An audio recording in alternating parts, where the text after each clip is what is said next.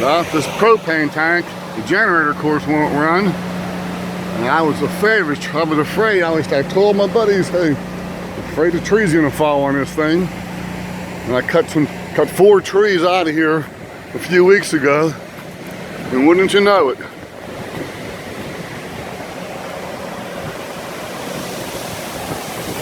big one came down on the tank. But it's holding.